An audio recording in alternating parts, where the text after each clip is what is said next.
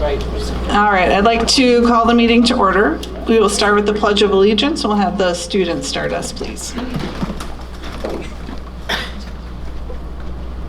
I pledge allegiance to the flag of the United States of America and to the republic for which it stands, one nation, under God, indivisible, with liberty and justice for all. Roll call, please. Kristen Cambenzi, Here. Jennifer Ray, Here. Jason Zadunik, Here. Jennifer Cliff, Here.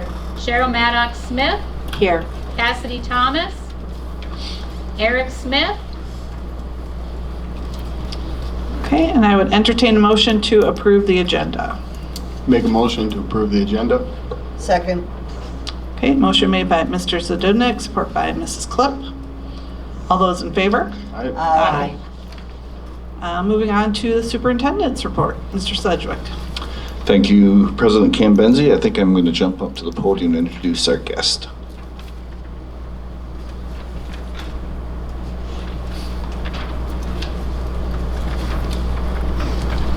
All right, make sure the mic works for you here.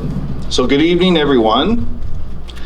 Over the past several months, Marquette Area Public Schools has been engaging our community in conversations about the future of our facilities. As you know, our building's average age is 60 years old, and a recent state and district study have identified over $100 million of facility needs, from ADA accessibility improvements to infrastructure, HVAC, and classroom renovations. To help us better understand our community's priorities and the level of support for a potential bond to address our facility needs, and in conjunction with our work with Myron Construction as a construction manager for this project, we partnered with School Perceptions, an independent research firm that specializes in education and community engagement surveys. School Perceptions has conducted more than 1,300 community surveys nationwide over the past 20 years with a 90% accuracy rate in predicting election outcomes. Partnering with a third-party firm like School Perceptions helps ensure that our process remains objective, credible, and transparent. The survey we used was customized for the district, then mailed to households across the community, and designed so that each response can only be used once. This ensures that the data we receive is both representative and reliable. The survey asked community members to weigh in on several key topics, including the condition of our current facilities and which needs should be prioritized, support for various project scopes ranging from a $60 million base plan to expanded options up to $102.5 million, and the community's understanding of the potential tax impact. The feedback we've received will guide the board's next steps as we consider how best to maintain safe, efficient, and future-ready schools, while continuing to be good stewards of taxpayer dollars. Tonight, we're pleased to welcome Rob Demuse from School Perceptions, who has worked closely with us throughout this process. Rob will share an overview of the survey results, key takeaways from our community's feedback, and what these insights might mean as we continue to plan for the future of Marquette Area Public Schools. Please join me in welcoming Rob from School Perceptions. It's all yours.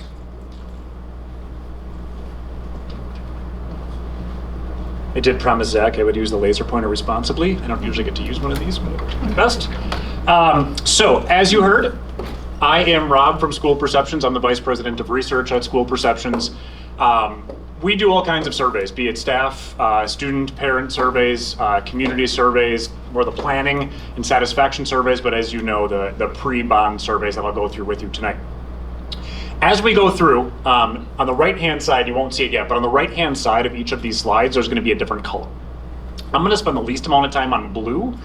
That is exactly what was in your survey itself. So we've taken screenshots, we've reproduced everything, mostly to make this a one-stop shop for you, so that you don't have to try to dig up the survey that was mailed to you a couple of weeks ago or find a draft laying around.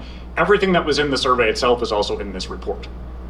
The yellow slides, we're gonna begin with those in just a moment. That's largely demographics, who took your survey, how old are they, where do they live, and so on. We'll spend by far our most time on green, the results and analysis. I do have a couple of slides at the end for wrap up and questions, but please interrupt me along the way. I used to teach high school social studies. That is not foreign to me to be interrupted. So here we go. As Zach said, we at School Perceptions, we've been in business since 2002, and our mission has never once changed. We want to help educational leaders such as yourselves do three things: gather, organize, and use data to make strategic decisions.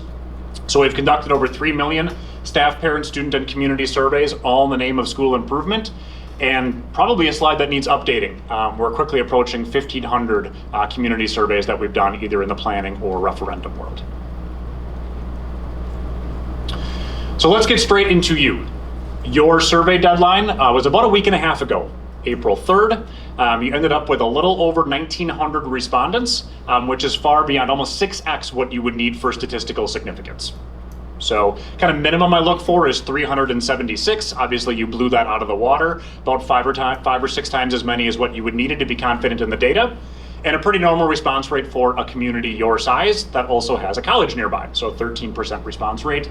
For a margin of error, that comes to 2.3% for the sake of remembering, because I am going to revisit that number in about 10 or so slides. So kind of no news is good news here, which is a good place to begin. But again, I will come back to that 2.3. So if you are taking notes, maybe just jot that number down for now.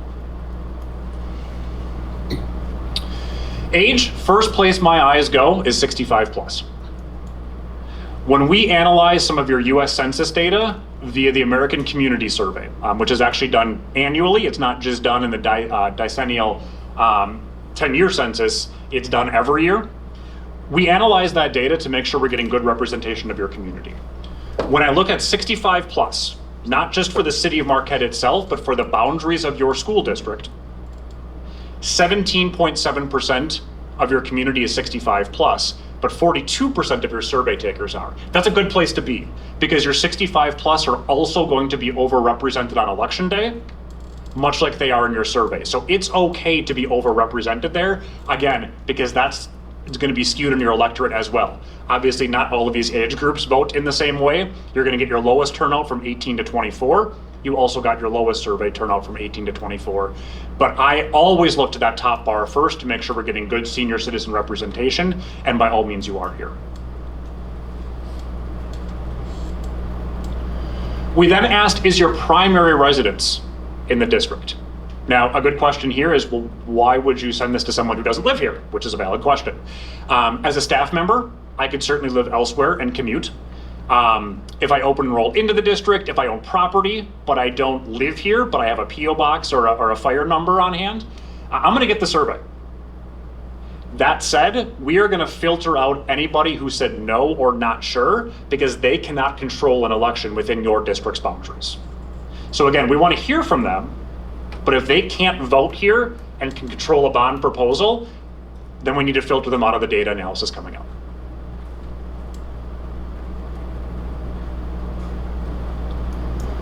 In which municipality do you live? About 6 in 10 were in the city of Marquette itself, but you did have representation from all municipalities that pay taxes to Marquette area public schools, including 5% representation from Sands. 2 questions that are gonna get us to 3 key subgroups that we're gonna spend a lot of time on in just a couple of minutes. So in isolation, in just a couple of moments, we're gonna focus on how staff feel. We're gonna focus on how parents feel. But then we're also gonna look at the the non-parents, non-staff, because by far, they are the biggest chunk of your community. I'm gonna talk more about that in a second. But again, these 2 questions are what are gonna get us to those 3 groups. 2 of which you'll actually see here. In purple, which is the upper part of each dual bar, those are your non-parents, non-staff. Your parents are in blue. So this was the final demographic question. How would you like to receive information from us? Note the wording of the question. This is a preference question. So it's not how do you communicate with me, it's how I want to be communicated with. So you could be doing X, and I don't want to learn about you that way. I really want to learn about your Y method. What I see here, sorted from top to bottom by non-parents, non-staff, about half of your non-parents, non-staff want a newsletter. That's the primary way they want to learn about what's going on in your schools. About 1/3 are looking at the website, followed closely by the Mining Journal. And then we take a little bit of a step off, but 1 in 5 of your non-parents, non-staff, if possible, are looking for an email. Your parents are a bit more balanced. By far, when your parents want to know something, they want to learn about it via email. They are also valuing your newsletters and your website. And then Facebook down there. So you do have some strong parent social media presence as well. About a quarter of your parents primarily want to learn about you through social media. So not only will this be important as you move forward and communicate, but remember you can slice and dice this all kinds of ways. So if you wanted to say, show me X age group and X municipality who is also a non-parent, non-staff, Zach can absolutely do that. So if you do want to cater your communications a bit, you certainly can. But I always stop here and make the point that with access to the data, you can slice and dice unless or until you get to a pool of people that is 5 or fewer. If you get any further than that, myself included, even as a school perceptions employee, our system's gonna throw up some roadblocks and say, I don't know about that. You might find out who they are. We promise confidentiality, we promise privacy, so our system will stop you if you disaggregate too far. But if you do want to investigate a little bit about different age groups and how they want to learn about you, this is how you would do that. A couple of blue slides. So again, this is where I'm going to spend the least amount of time. This is exactly what was in your survey itself. So that comparison, that sense of relativity from your mill comparisons to some of your regional neighbors with the most up-to-date data we had at the time of print. You are down there obviously in the lower right with the red. And then some introductory questions, or introductory points rather. So as a survey respondent, before I know whether I'm willing to solve a problem, I have to know what that problem is. So here were some of the features that you learned about in a facility audit. So whether it's your elevators, whether it's the age of the buildings, whether it's the gym floors, the structures that are beyond repair, whatever the case may be, we listed out some of those main problems that you were looking to solve with the help of your voters. And here's your first green question. Would you support Marquette Area Public Schools exploring a bond proposal at this time? This is our permission slip question. There's no numbers attached to this yet, and that's intentional. All we want to know from this question is, does the community give you permission to continue talking about this, to continue exploring? There are times where we get to this slide and the community doesn't even want to know about it, they don't want to talk about it, and that's kind of a DOA proposal then for that district. Here, that is not you. You have that permission slip signed from all of these key subgroups. I'll talk about this more in just a moment, but my takeaway from this slide is your community is giving you permission to put something on a ballot. As we go on tonight, we're going to talk about what that thing could or should be, but this slide's takeaway right here is your community is giving you permission to continue this bond proposal exploration process. About 9 in 10 of your staff, so far left-hand side, are giving you permission to continue. About 7 in 10 of your parents, and a slight majority of your non-parents, non-staff at 51% are giving you permission to continue to explore. Obviously then comparing 89, 69, and 51, all of those 3 beat what you see there in the middle of no. In terms of no, non-parents, non-staff, that 34% that's kind of in the middle of your screen there, I think I'd probably call that not much to write home about. In any given community, doesn't matter who you are, doesn't matter where you are, doesn't matter what state you're in, typically about a quarter to a third of non-parents, non-staff will say, no, I don't even want you to explore, study, pursue, whatever verb we put in there, they're gonna say no. So that is not uncommon what I'm seeing here in that 34%.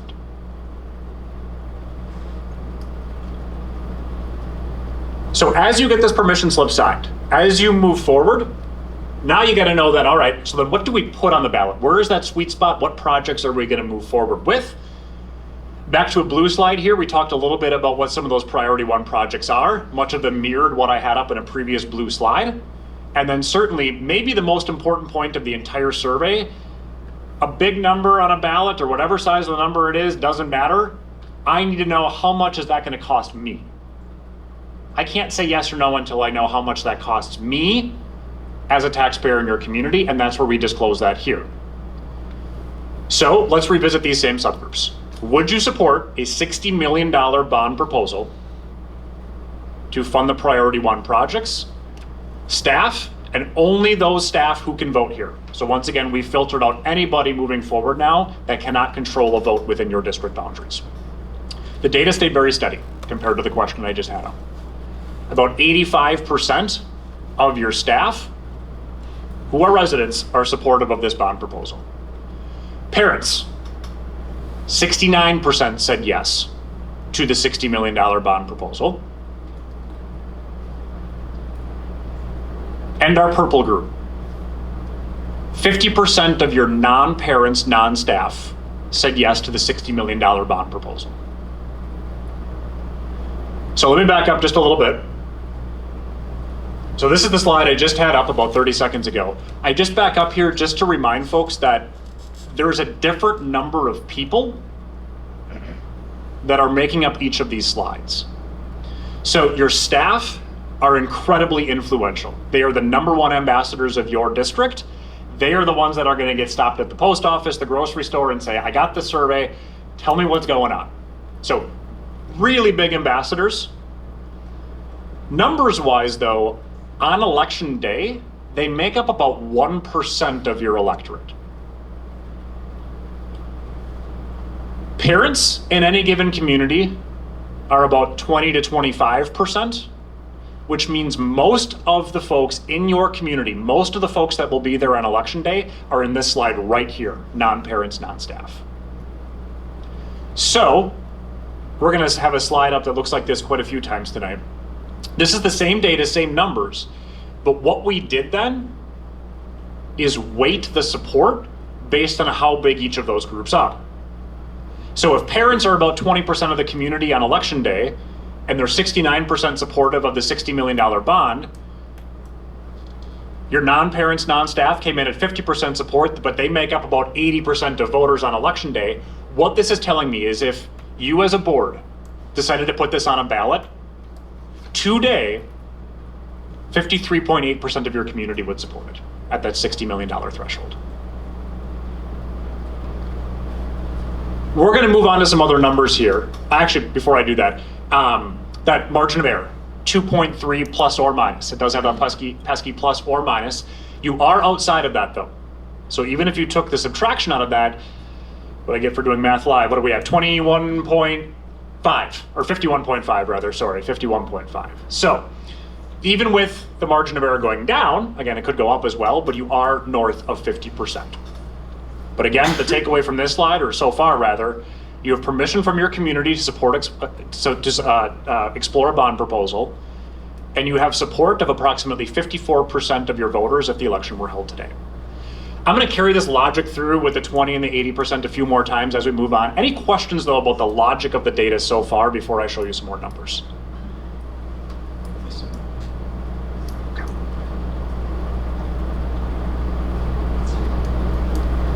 Then we built. So here we talked about some of the additional infrastructure, major building systems projects you could do.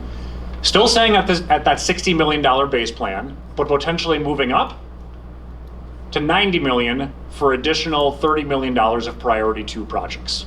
Once again, the most important numbers here, that's all well and good, but how much is that going to cost me depending on how much property value I have? Only then can I tell you whether I like it or not. Here, we put all those numbers together. So first the question, what bond proposal amount would you support, assuming the projects included were acceptable to you? Go all the way up to the top left, non-parents, non-staff. It looks kind of black, it's actually a dark green, but put your eyes on the 23% there for just a moment.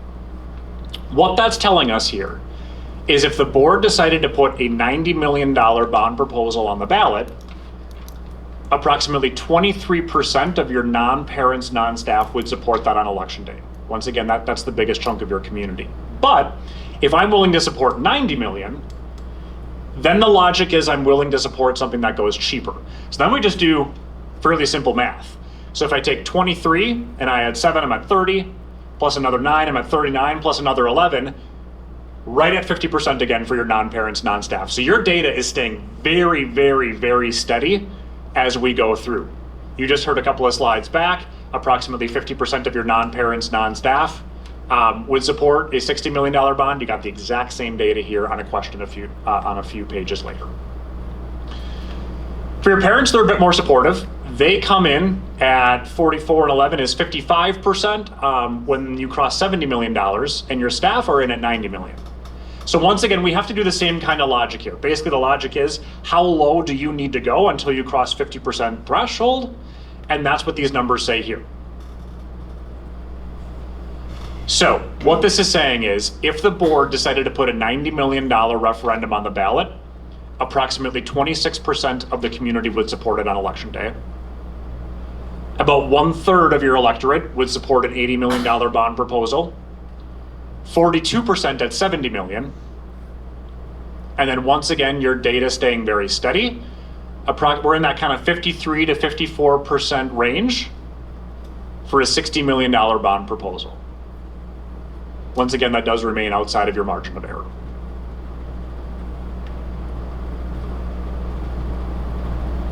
Priority 3 included the indoor multi-purpose facility. A little description of what it was.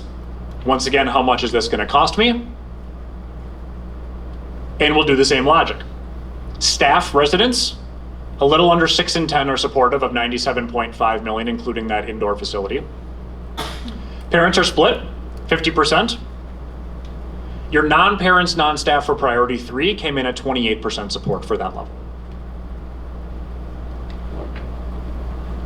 When you put that together, approximately a little under 1/3 of your electorate would support priority 3 if that election were held today. And then finally, priority 4 was everything we've already talked about, but adding in that early childhood center, that second to last row here at $5 million on the nose, coming in at $102.5 million total. Once again, disclosing that tax impact. 60% of your staff are supportive here. 40% of parents.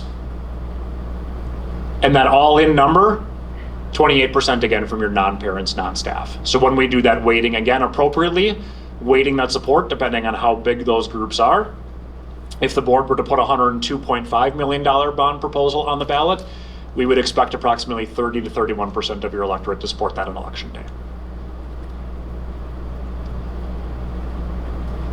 So, finally then, I won't tell you how long this took me to make in Excel. I'll just try to impress you with what I did here. Priority 1 on the far left-hand side. That we have with our green signal light at 53.8%. So nothing new on this slide here. We just took all those weighted numbers of support and put them all up here on one slide. So once again, this is saying at $60 million, approximately 54% of your electorate would support that. Not to sound like a broken record, but again, that is outside the margin of error. Even if you subtract it, you remain north of 50%. But then you can see that support decline in general as the cost increases down to about 25-26% support at 90 million. You do see a little bit of uptick there. I think some of that is holdouts for projects people really want, whether that's an early childhood center or for some of those indoor facilities. Those are kind of folks that are saying swing for the fence or I won't support anything kind of folks. Either way, you still remain about 1/3 there. So what I wanted to note here is that $60 million, that's where we put on that green stoplight. It does look like that's kind of the sweet spot for what your community is telling you to do.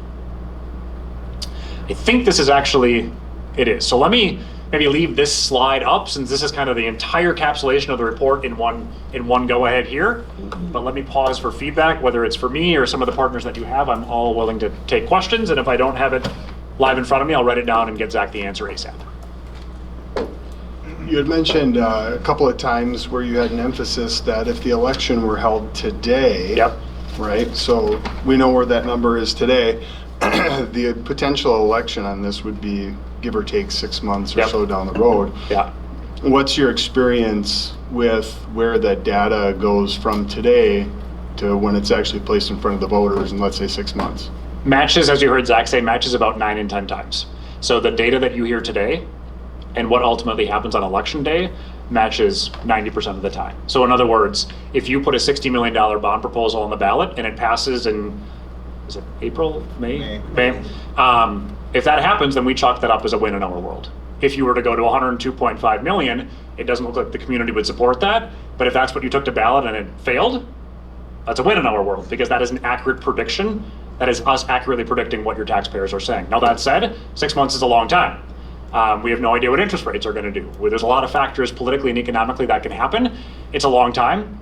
But what I will point out here is that, I don't know if this is good, bad, or otherwise, not a lot of undecideds. So let's see, let me move ahead. Let me move ahead to this slide. So this is, would you support a $60 million bond proposal? So that base plan of non-parents, non-staff. 11% of the largest chunk of your community is undecided. Had that have been 20%, I would not have batted an eye.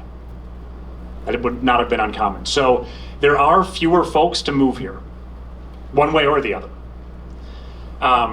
If you ask me what happens to the undecideds, 5 years ago, my answer is different than what it is right now. So 5 years ago, we would have expected about 1/3 of your undecided to move towards yes, about 2/3 would move towards no.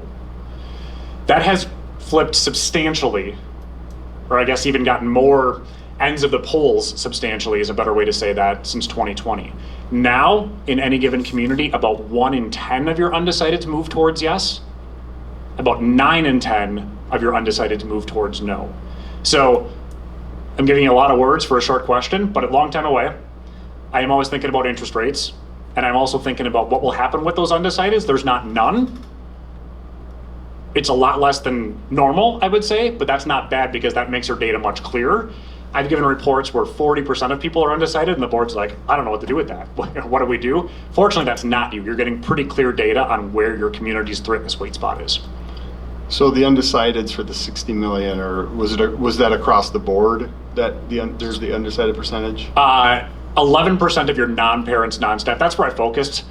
So what is that, about an extra percent from them? So even if you did the normal 1/10 voting, you're looking at about 55% weighted then, just quick back of the envelope math, if you take over the normal undecided proportion. I have a question, and I'm tired, and so I'm hoping I can make this clear and succinct. Do you have any data that can speak to any movement based on a dedicated messaging? So my question is 2 parts. Okay. That's the first part, and then I will get to my second part. But do you have any data that speaks to, sort of a messaging campaign and how much that can move numbers? Let me give you a really unsatisfying political answer. Great. The short answer is, can it happen? Yes. That's where I draw my line in the sand now and say, I can't give you the directions to do that. Otherwise, immediately tomorrow, we would be accused of being a not unbiased firm. Sure, I understand and that. so, can I give you what the messages are? No, because I truly don't know, because at that point, I don't want to pay attention anymore, because I don't want to be accused of not being unbiased. But I will say that, in general, sometimes what will happen when we get kind of this close to 50-50 range, a community will get cold feet and say, well, maybe if we just don't talk about it at all, people forget. And then they'll just vote yes on election day. And I've never once seen that happen. You get the support that you get because people know about it, not because they've forgotten about it. So I would say that just by nature of doing a survey, I would say you're probably going to end up with higher support because people know where the money is going. They know how much it's going to cost them. Sure. Now, with some of your partners coming in, that's where they step in. I like to give my work to Bridget at this point.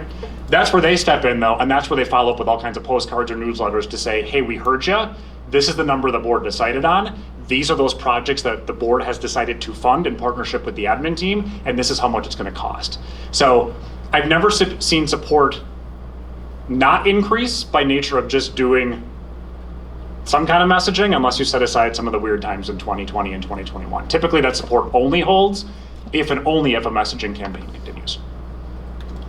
Okay, so, I don't know when another time to kind of speak out loud some of the observations and concerns and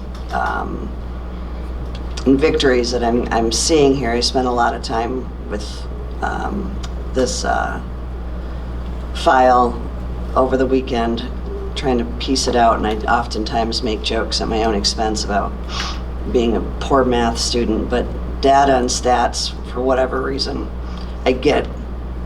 I'm super grateful that we got 6x statistical significance. Yep. I would love to talk to you separately about, the same folks who are are voting Sure. with such fidelity are probably the same folks who also fill out surveys with such fidelity. And I also think of my own household. Of course, I ran to fill that out, and I've got a husband who I had to drive Yeah. to fill it out, right? Because we're busy people raising children and Yeah. doing a lot of Yeah. things. So it gets a little wonky as Sure. opposed to 65 plus. Yeah. With that said, I am super grateful to the community.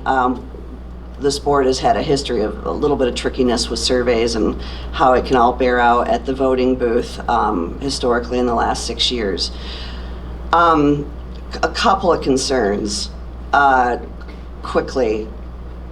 The 60, again, being grateful that we have a community that is so supportive of pursuing a bond, but the 60 is going to get us and our buildings, our existing infrastructure at baseline, but it is not going to provide a 21st century learning experience for the kids in this community. At least that is my concern. And we know what's happening down, if we follow that 41 corridor to the west. I don't know when the last time anybody's driven through Negaunee. I have to do it all the time because of some construction in Ishpeming. But that community, kudos to them, and I am happy for them, is having, you know, what the kids would call a major glow up, or they would have at least 2 years ago. And so we know that we're competing with our neighbors down that 41 corridor.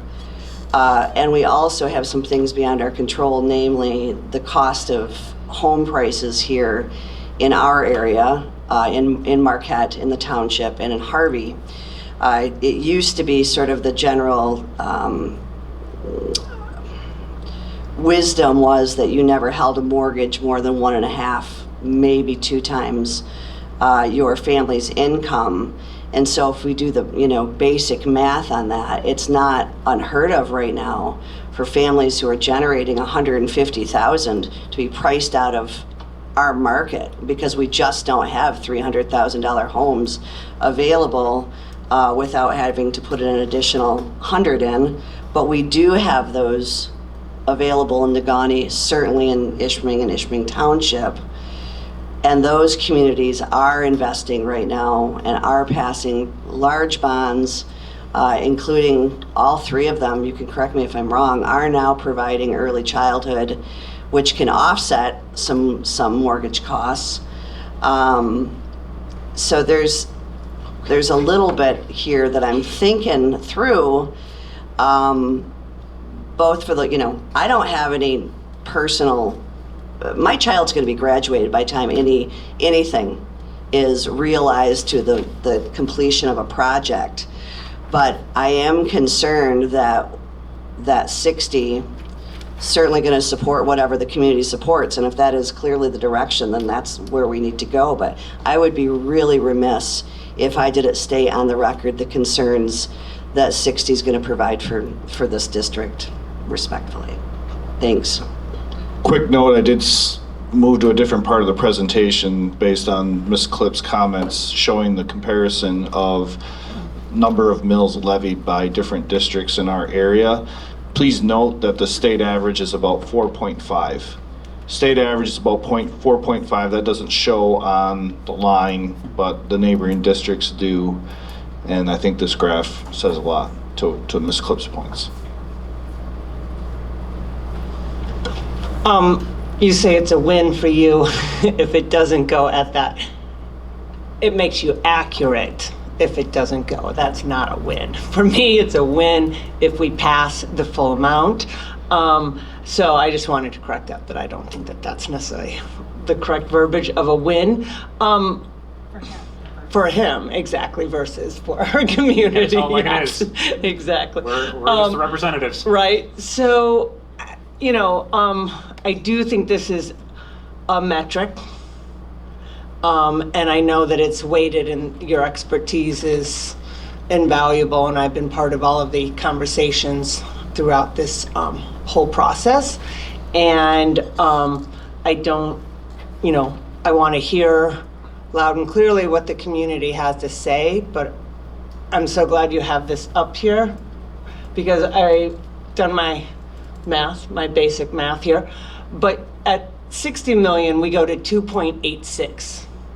At 70 million, we go to 3.11. State average is 4.5. We're still way below that.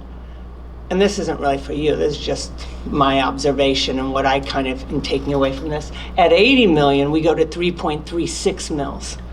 At 90 million, we go to 3.66. At what point do we, Houghton's at 9.6, Ishpeming's at 8.2. Average is 4.5. 3.66 isn't even average. And that's where I go, is like, at what point do we value our kids in this community like the surrounding communities do? And, can we move this needle? Your statistics tell us we can't, and I'm listening to that loud and clearly, but I'm having a real hard time processing the fact of this slide right here. That's just some thought processes I've been having through this. Thank you. Well, I think, a big thing is that we have to figure out what we think the community is going to support, because it would be detrimental if we went for a bond and didn't get it. We can look at other neighbors who have been going through similar things and how detrimental that is to the entire community when a bond fails. While I wish that the data was more favorable for 100 million that we know we need, not only did we in our internal audit figure out that we have $100 million of critical needs, but the state also said we have $100 million in critical needs. And while I wish that, the state would provide for infrastructure money to get stuff done, instead of us trying to figure out how we're going to stretch a $1.3 million sinking fund, which we are ever grateful to our community for supporting, but we can't put Band-Aids on every year at $1.3 million and think that we're going to have quality infrastructure for our students, our staff, our community. So yes, it is disappointing that the data doesn't support us going for what we actually need to make our community, our buildings, state of the art. It is clear that the community is supportive of at least $60 million, that it should be successful, hopefully. And I think that, if we do decide to go for the minimum 60 million, that at least we're getting some stuff done for our students, our staff, our community, and then we can show that, we are continuing to be good stewards of our funds in our district. And, maybe we'll have to go back in 10 years and ask for more. But, I think that the data is fairly clear that, while we wish it was for more, that it was supportive, there is support there for the 60 mils. So that's mine. Anyone have any other comments?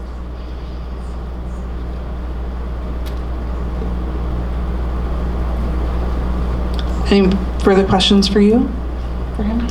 I guess I will just say that in one of our meetings, I asked our attorneys whether we need to take any formal action, the board that is, on a specific dollar amount, and as much as the board has every right to take that action, the attorney did not indicate that that was necessary. He did advise that the board try to reach some form of, in his words or his word, consensus on at least some parameters for moving forward, much like President Cambenzi is alluding to in her comments she just made.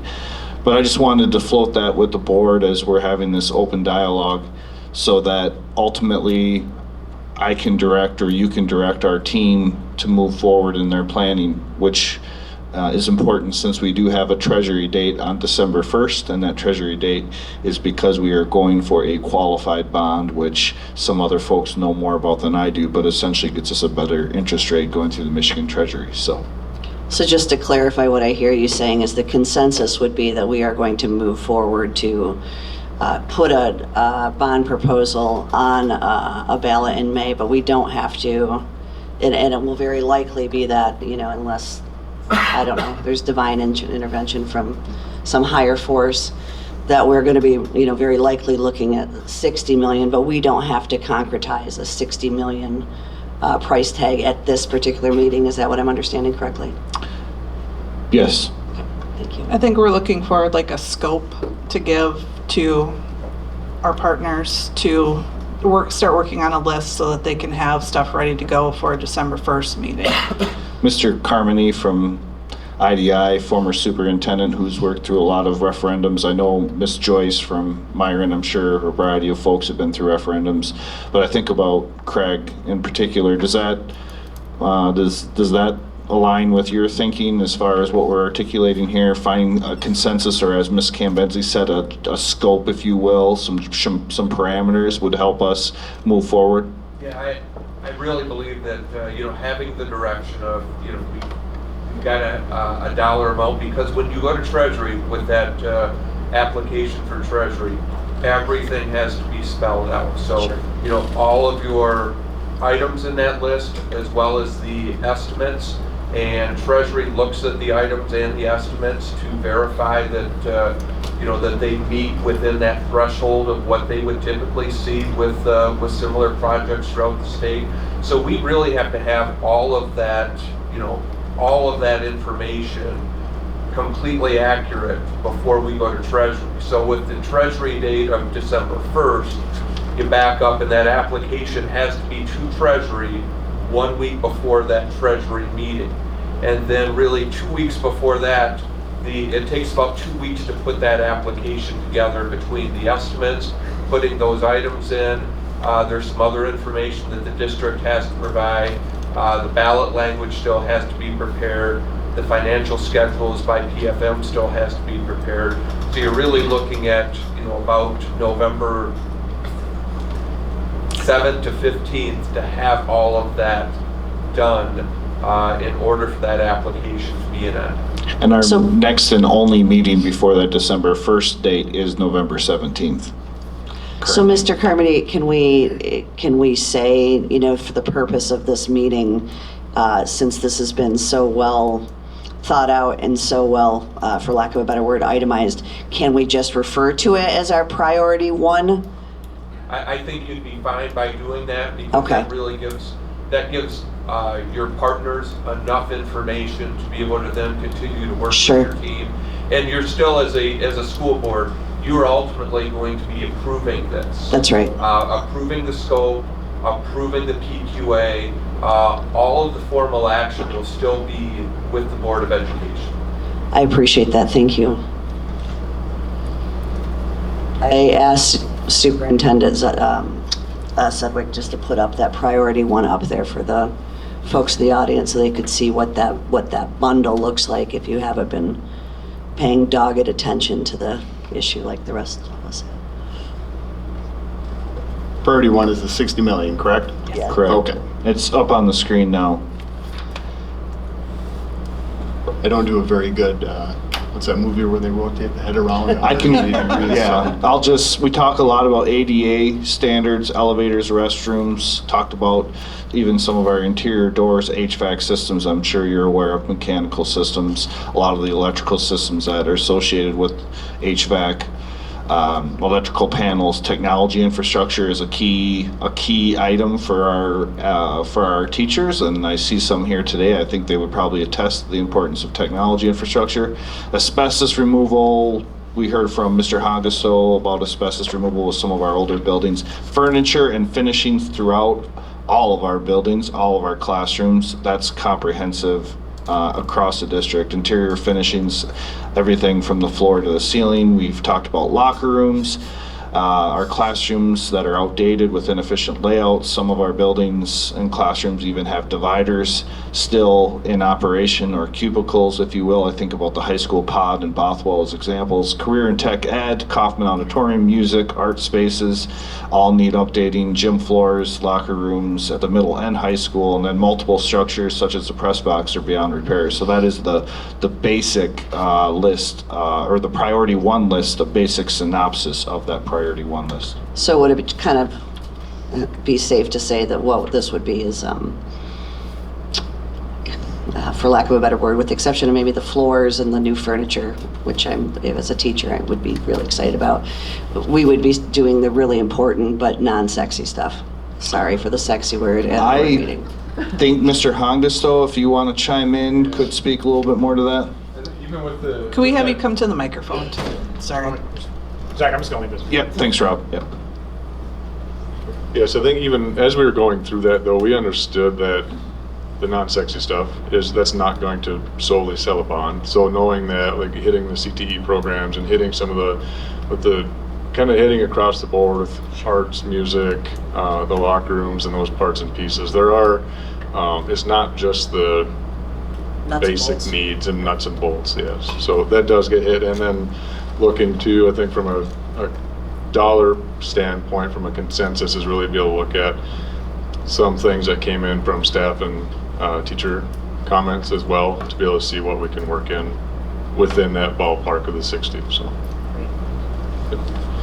And a sizable investment in Bothwell, even with the $60 million plan. About a third of that investment would go towards Bothwell, which we hear a lot about.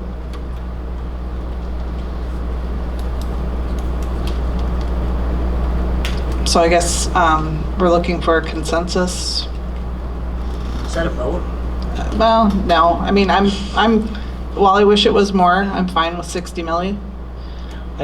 No, I mean, I am too. I mean, it gives us the foundation that we need. I think, you know, we will be continuing to have to invest in our buildings. And so it doesn't stop there, but I do think that that is a great starting point. And I'm super excited for us to be investing in our infrastructure. Yes, I wish it was the whole kit and caboodle, and I would be supporting that 110%, and then some. But I'll be here to kind of continue to do fundraising for our schools beyond this. I think 60 million is a great starting point. I guess my question was, does a consensus require a formalized vote? I don't know what the definition of that is. No. It does not. Okay. It's just. If we're all good with 60, then we say, all right, guys, have at her. So we haven't heard from you guys.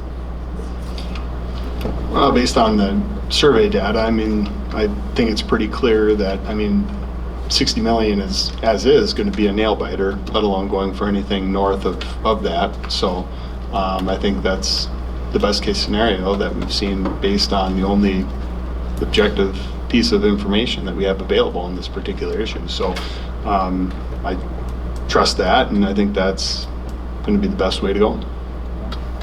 True. I have to agree with Ms. Ray. I would like to, definitely have a, top tier school, but I see this as a good starting point, and I completely support it. With the timelines that they were suggesting, the time that they need to make this list, I don't know if we need to make a motion, but definitely I think we should move forward. Okay. You have your consensus. There it is, officially. All right, well, just my last notice, thank you again to Rob, the whole team, but there's a lot of meetings that went into this presentation, and Rob spent an enormous amount of time putting the information together. It's very nice to have a third-party, objective party giving us this analysis, so thank you again. But that's all I have for the superintendent report. Thank you. Thank you so much. All right, let's see, moving on to approving the consent agenda. So I would entertain a motion to approve the consent agenda, which includes the minutes of the regular board meeting of September 15th, 2025, the minutes of the special board meeting of September 30th, 2025, the personnel report dated October 2025, and the financial reports of September 2025. Take a motion to approve the consent agenda as presented. Second. Okay, motion made by Mr. Zedunick, support by Mrs. Klipp. All those in favor? Aye. Moving on to the student school board representatives report. All right, so for athletics at MSHS, we're wrapping up a lot of our fall sports seasons. The boys and girls cross-country teams both won GNC champs last week, and on Saturday they're going to be competing in Munising for UP finals. The girls tennis team also won the GNC title, and they unfortunately lost at UP finals, but they had an amazing run this season. The boys soccer team is beginning their district tournament tomorrow night, and they're entering the second round because they had a bye in the first round. The girls volleyball team won second in the gold bracket at their home tournament that they hosted this weekend, and the football boys will be heading to downstate to play Cadillac on Saturday. And to add to the facilities planning report, there wasn't any area for the students because we don't really have to do with any of the money stuff, but in my opinion, a lot of the students are very passionate about what we're doing. And in our advisory programs at the high school, we had like a little section about beautification of the school. So each class was tasked with walking around the school and like looking at what we think could be improved. And the student council is taking those results from that survey, and we're gonna work with the admin to come up with some ideas of what like we would want to use that money for. Yeah. To touch on what she just mentioned about kind of the money stuff, the beautification stuff that we are doing as student council and as like a student body would be stuff that we can handle with student council, not the millage money. So we're working on things like in the courtyard and different things we could do, like weeding outside and different stuff. But we have gotten a lot of kind of questions and interest about the millage and like what is going on. So this was good for us to find out about. Also on that topic, I was just thinking during that discussion, would it be possible to use like student feedback or support in your like potential campaigning to kind of get that over the 50% range? Like, is that something that would be done? Okay. Yeah, that was just one of my thoughts. And then some things we've been working on with student council. We have an annual Halloween costume competition on the half day for the first 30 minutes in the Little Theater. We had our second ever family-friendly football tailgate last Friday, which was a success again. We've made a lot of upgrades. We bought a pop-up tent and a portable, battery to supply power to our speakers. The last one we have is Friday, October 24th, when the boys play Kingsford. And then we've also been working to coordinate our football student section with the marching band and cheer team, which has been fun. And then additionally, Eleanor and I went to the city commission meeting on last Thursday, the 9th, and we spoke on behalf of the high school and presented some data that the two of us had collected in partnership with the advisory program on the e-bike situation in Marquette and kind of potential solutions we could see fit to the community. And I do have about 6 copies of our student report that we organized the data and presented to them. So if you guys would like to take a look at that, that'd be cool. Okay. We kind of didn't come to a consensus. It was a smaller group than the full committee, but the school resource officer, liaison, Officer King? Yes. He was great. He was there and he spoke on his perspective from being in the schools, and we kind of came to an idea that would be in partnership with the school board about having to register your e-bike if it is on school property, whether that be at the elementary or high school or middle school level. That could be something that could help prevent theft, because right now that's one of his biggest issues he's seeing with the e-bikes on campus.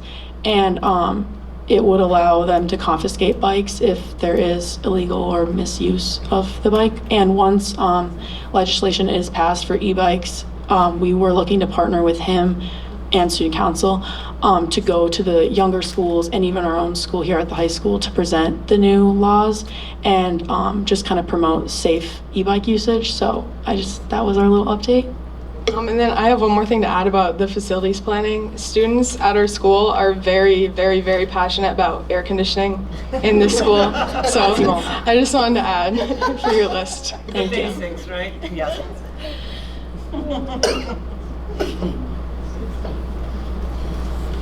Thank you so much for that.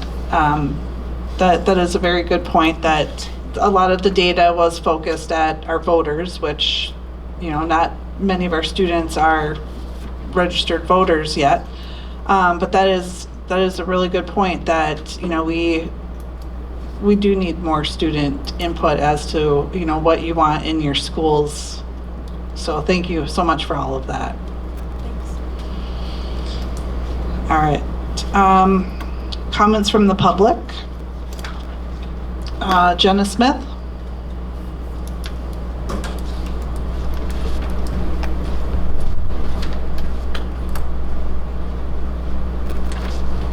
Hi everyone, great discussion. My name is Jenna Smith. I live in the city of Marquette. I am the mother of 2 students at MAPS. I have a 4th grader and a kindergartner. And if you do the math, I will still be a parent in this district until 2038. So I am going to be in it for the long haul here. I was also a MAPS K-12 student in the district for 13 years myself. And I worked for MAPS for 7 years, a few years back. I also was a city commissioner in the city of Marquette and the mayor of Marquette for a time, and all of that is just to say that I'm deeply invested in this community and in the future of our students. And I really do fully support this bond initiative, and whatever you all need to help get it passed, I'm happy to do that. So look forward to seeing what you all decide and what comes out of this, but I'm a cheerleader for it. I know that we need facilities upgrades for our students and for the staff. The 60 million is great. I wish we could do more, but I would say I would also support continuing to go down this road in the future and see if we can get another one. And I think someone said 10 years or whatever those timelines are. So you've got my support, whatever you need. As an example, just for kind of like a visual, so my daughter's in 4th grade. So we've been at Sandy Knoll for 5 years now. And last year there were several buckets all over collecting rainwater and snow water because the roof was leaking. Now they have a new roof and it's great. But these things, I think we kind of gloss over and we just say school is great, and it is, but our students really deserve to have basic facilities that are working well. Also, I know we're not going to be able to make as many upgrades with maybe the $60 million package, but I think about my 5-year-old and what careers are going to be around in 2038, or maybe when she's done with college in 2042, and they're very different than they are today. We need modern classrooms for modern careers, which is what I do for a living. I do workforce development and staffing, and we don't know right now what the careers of the future are going to be, so we need more flexible classrooms. So whatever we can do to keep that rolling now and into the future. Thank you. Thank you. Travis Smith.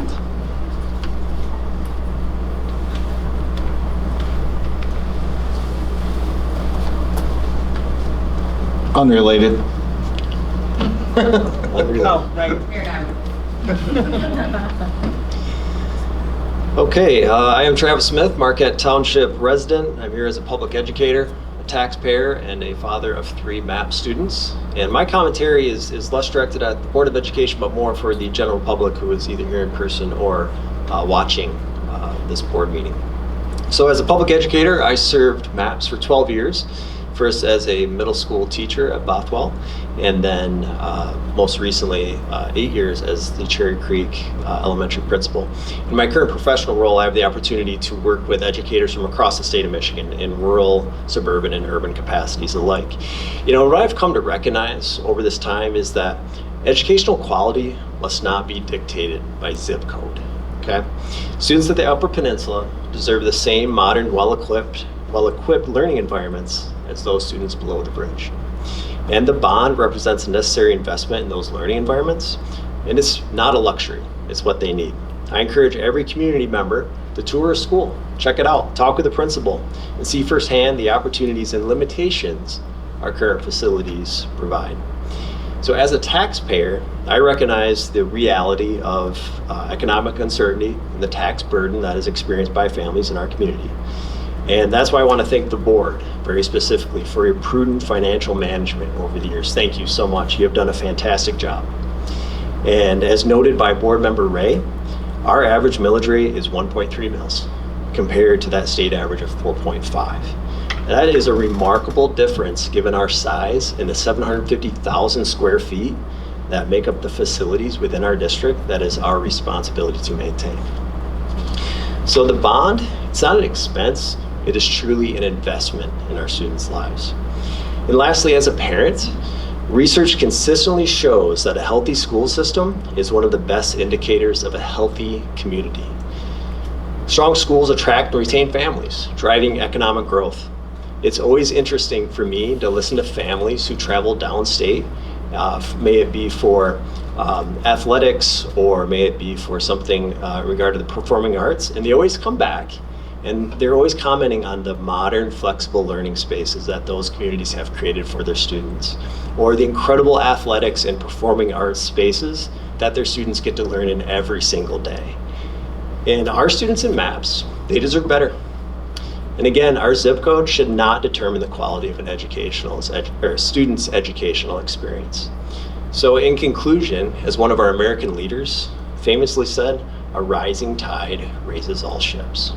And investing in our schools truly lifts the entire community. And as a taxpayer, a parent, and an educator, I see this as our responsibility, and this is a necessary investment in our students and, quite frankly, the long-term vitality of Marquette. Thank you for your support, board. I'm excited about the journey that's in front of us, and thank you for your time, and I yield any remaining time back to President Kent Minzy. Thank you. Thank you. Moving on to new business. Approve the purchase of 2 school buses as recommended. Mr. Lampman? Yes, good evening. So we do have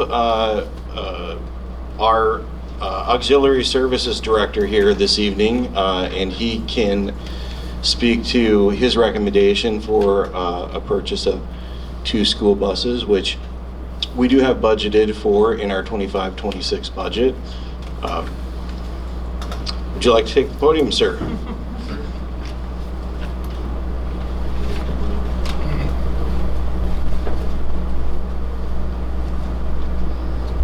Good evening. As Mr. Lampman spoke to, I'm recommending that we purchase 2 school buses against the budget, which will be, I would recommend 2 international school buses. One's a lift bus, and one would be a standard issue bus, if you will, which is going to be a 77 passenger bus. Both buses would be the same length, and then they kind of come in as the same overall size and dimensions.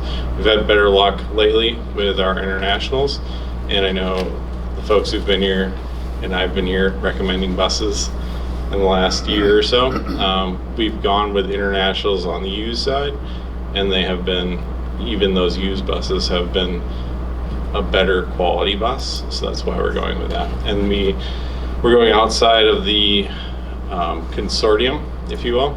So the UP consortium had Zaremba, which has not worked fantastic for us in the past, which there's some history that some of you may or may not know. But on the other side of that, I got an international quote inside of Michigan, which keeps it so we don't have to experience a 5% difference, if you will. So Michigan MTE is who we've been purchasing our used buses from on the international side. So against that, they gave us a quote for new buses, and we also have the quotes for the from the consortium, and MTE came in below on all of those. But we feel that the international bus is a more quality bus than the Bluebird. We recently received a Bluebird, and as they drove it up, it came in with a warranty issue. So, and that's a problem for us because that warranty issue is, down to Holland, Michigan, if we want to like actually have them do it. Otherwise, it's a problem for a mechanic, which if you look year over year, last year we had 22 buses was what I was stating on our list of, essentially this is the number of buses we have. This year we're at 20, right? So we're slimmer on buses, but we're higher quality on buses. I would say we're newer on buses, so we're getting better on that side. So any given day, I would say we have 5 buses we can use, and that's across, we're going to use buses if we're doing a sports trip afternoon. Our priority is getting students home, right? But we can use anywhere from 2 to 3 buses for an afternoon to get folks to to their sports trips. So against those kind of thoughts, and then okay, we got a windshield chip, we got something on some other bus, right? So rapidly you get to first day of school, we ran out of buses essentially. If we had one more out, we were going to be significantly delayed, but we did not significantly delay anyone because we had good quality buses, and that's kind of where I'm at. So that's what I'm proposing, and I hope you accept. I see the number is approximately slightly over $300,000 for 2 buses. One is a lift bus, one as a standard issue bus, and that's what I'm recommending and asking for. Any questions? These are for, the one is for a 77 passenger buses, the regular bus. What, is that the average seat size? That's the largest bus you can get essentially. So that's, if you look over yonder, almost all of those are going to be a 77 passenger bus, right? And then we have 2, I think, that we purchased used before I was here, but they're wonderful, great. And they're 71 passenger. That means they're minus 1 row of seats. You can't visually see the difference from the outside.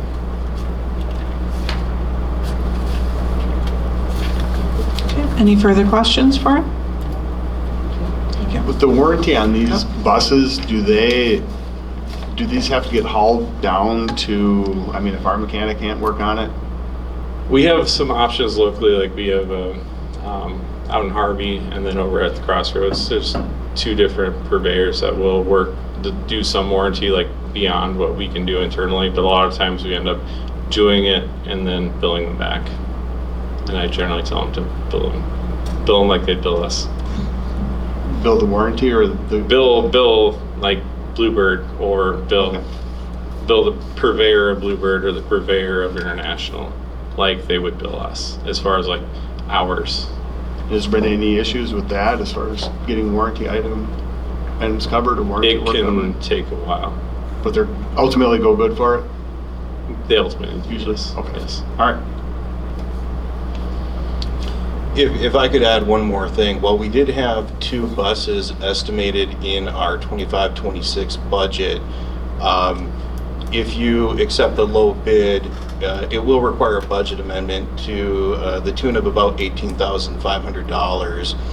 When I started with the district a little over 4 years ago, buses at that time were about $90,000 for a new purchase, and just in that short time, they've increased significantly. We had estimated about $140,000 for a new bus purchase, and the low bids here came in higher than we had anticipated. So the prices for buses just seem to keep going up. Not sure where the top is going to be yet, but hopefully we're nearing the top of a cost of a new bus. But I just want to just point that out, that this would require a budget amendment. Okay, any further comments or questions? Then I would entertain a motion to approve the purchase of 2 new school buses as recommended. I'll make a motion to approve the purchase of 2 school buses as recommended. Second. Okay, motion made by Mrs. Klipp, support by Mrs. Maddox Smith. Any further comments or questions? All those in favor? Aye. Any opposed? Motion passes. Consider overnight and extended trips for MSHS for 2025-2026. I believe that is in our packet, and it is something that we do every year around this time. Does anyone have any questions about the extended trips?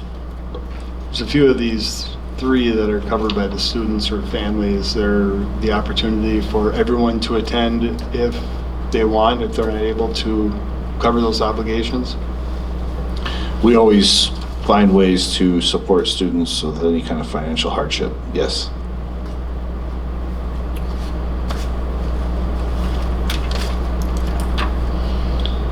If there's no further comments or questions, I would entertain a motion to approve the overnight and extended trips for MSHS for 2025-2026. I'll make a motion to approve the overnight and extended trips for MSHS for the 2025-2026 school year as presented. Support. Okay, motion made by Mrs. Klipp, support by Mrs. Maddox Smith. Any further comments or questions? All those in favor? Aye. Any opposed? Motion passes. Consider 2025-2026 MAP substitute rates effective 10/20 of 2025. I do have our HR director, Regina Rollstone, here.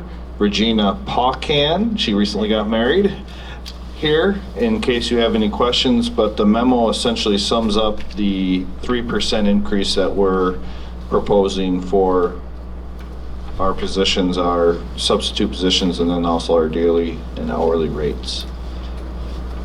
So when I started, we were really hurting for substitute teachers and some other positions. How are things?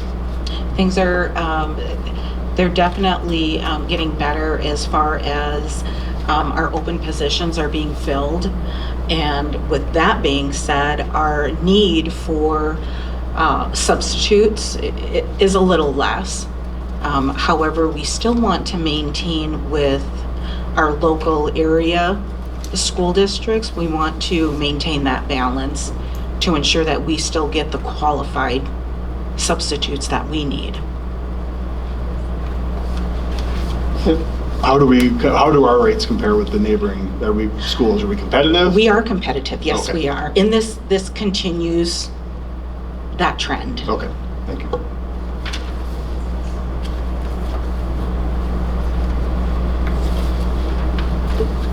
Does anyone else have any questions? All right, then I would entertain a motion to consider approving the 2025-2026 MAP substitute rates as presented effective 10/20/2025. Make a motion to approve the MAP substitute rates effective 10/20/25. Support. Okay, motion made by Mr. Zadunik, support by Ms. Ray. All those in favor? Aye. Aye. Any opposed? Motion passes. And then consider the 2025-2026 MAPS hourly and daily services rate effective 10/20/2025.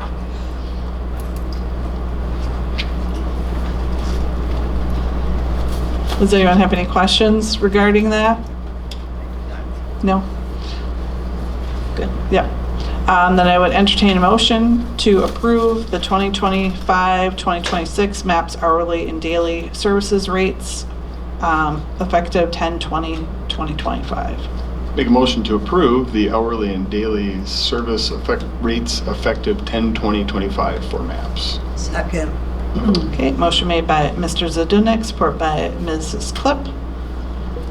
Any further comments or questions? All those in favor? Aye. Any opposed? Motion passes.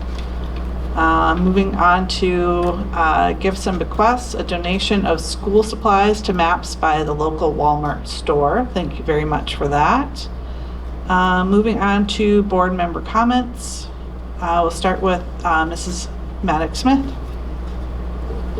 I want to thank everybody for being here, for coming up and talking, supporting MAPS. We have such a great community.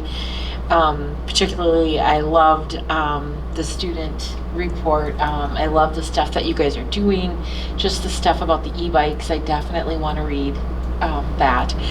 And I love the input that we hadn't really thought about, since you guys aren't really voting age, but you really, it impacts you. That's why we're here, and your voice matters. So thank you for reminding us of that.